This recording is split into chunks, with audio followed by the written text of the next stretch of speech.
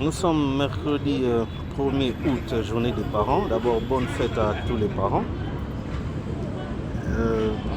La journée est encore dominée par cette actualité au sujet de la réaction verbale d'Olive Lembe qui a imaginé qu'elle serait visée pour l'éliminer physiquement par le groupe supposé être les éléments des forces du progrès qui sont en réalité un groupe au sein de l'UDPS. Ça c'est connu, pour ne pas dire une milice de l'UDPS. En tout cas c'est connu de tout le monde. Moi, ce qui me retient mon attention, c'est pas les propos d'Olive Lembe dans sa réaction qui est un peu maladroite, parce qu'elle aurait pu naturellement appeler les autorités compétentes et alerter. Je ne pense pas que si elle pouvait, dans son entourage là, personne ne pouvait manquer, par exemple, le numéro de Jacquemain Chavani, le patron de l'intérieur, ou carrément le commandant de la ville. Je crois que personne de ces deux-là, une fois contacté par elle dans de pareilles circonstances, elle aurait trouvé en tout cas une assistance appropriée. Bon voilà, elle a réagi par, évidemment, je comprends qu'elle a été frustrée par cette masse-là qui venait sans savoir qu'est-ce que ça venait chez elle ou comment. Mais en réalité, il s'agit bien de ce que moi j'ai dit, que ce qui m'intéresse dans cette situation, c'est plutôt la cause de cet incident, de cette confusion. Et en faisant recoupement de différentes sources, il en ressort que un conflit immobilier entre deux partenaires, un homme d'affaires congolais, Kabamba Mulumba, connu sous le nom de Kamoul Inter. La résidence dont question est située sur le boulevard Tchatchi et c'est pratiquement à 10 mètres à pied, de marche à pied, à 10 minutes, voulais-je dire, pour atteindre le palais de la Nation. Point, d'abord, il faut noter ça. Et comment dans ce périmètre-là, tout un groupe de gens qui se comportent en hors la loi, ils quittent leur base qui serait limitée en traversant plusieurs communes pour atteindre ce lieu-là. Il faut traverser, donc partant de Limité, on traverse la commune de Kalamou,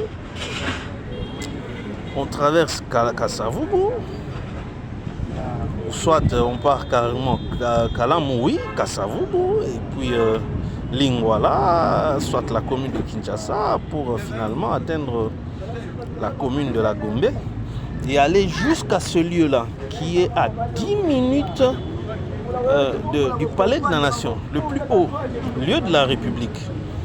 Mais pourquoi ce monsieur se serait tapé le culot de prendre toute cette masse-là pour aller infliger une violence à son partenaire? C'est-à-dire, il y a des gens qui se croient tout être permis pour faire ce genre d'activité. Alors, les gens ne s'intéressent pas à ce danger-là. Finalement, cette milice devient un danger terrible. Imaginez-vous, dans cette circonstance-là, dans ce contexte-là, ils n'avaient pas ciblé, en tout cas ça c'est vrai, Olive Lembe, moins encore sa résidence. Mais en fouillant de ce lieu-là, parce que tout ce périmètre-là, il y a beaucoup de résidences des autorités. Souvenez-vous qu'il n'y a pas longtemps, il y a eu les événements au Palais de la Nation et chez Vital Kamerhe. C'est dans les mêmes environs-là. Alors toutes les autorités, toutes les résidences qui sont dans ce coin-là, il y a des hommes commis à la sécurité à différents endroits. Alors il y a eu des réactions parce qu'ils ont encore à la mémoire cette attaque-là de Palais de la Nation et de chez Vital Kamerhe.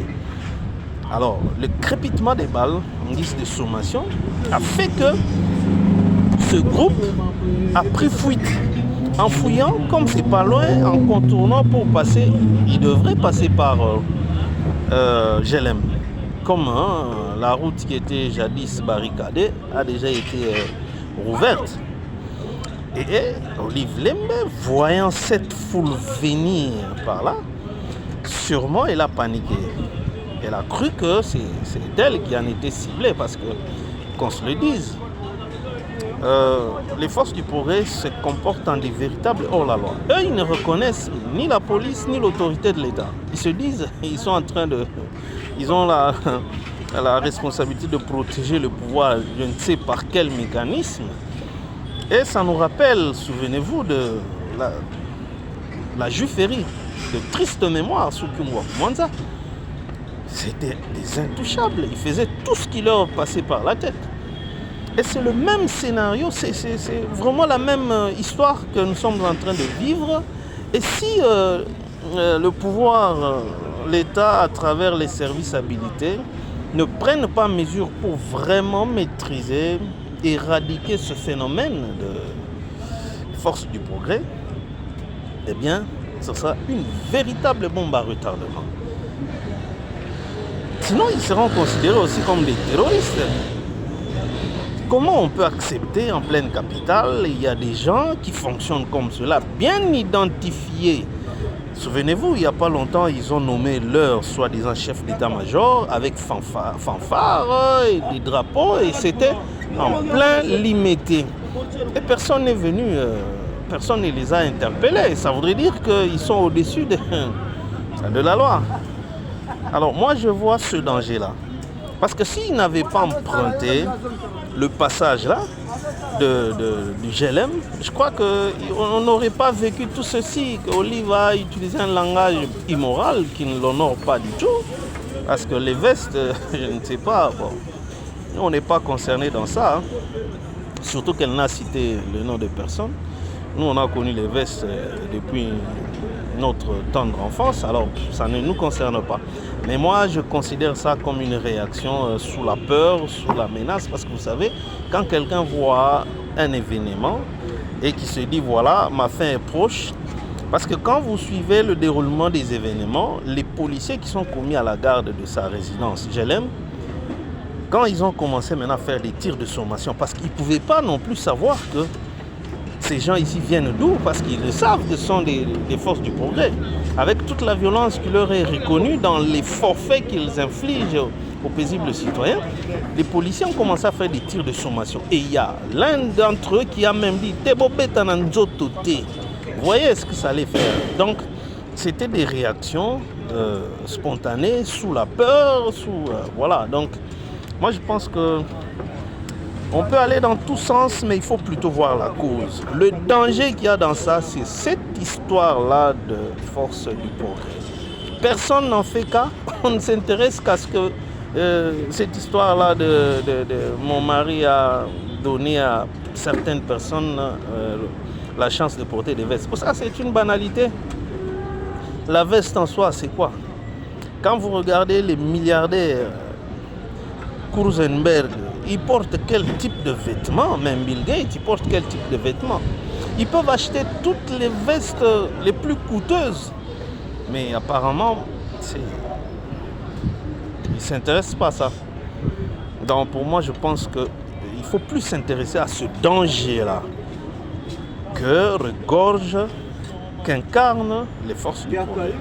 Parce qu'ils sont plus puissants devant la police. Et vous voyez maintenant, donc il ne faudrait pas seulement prendre l'angle qui semble être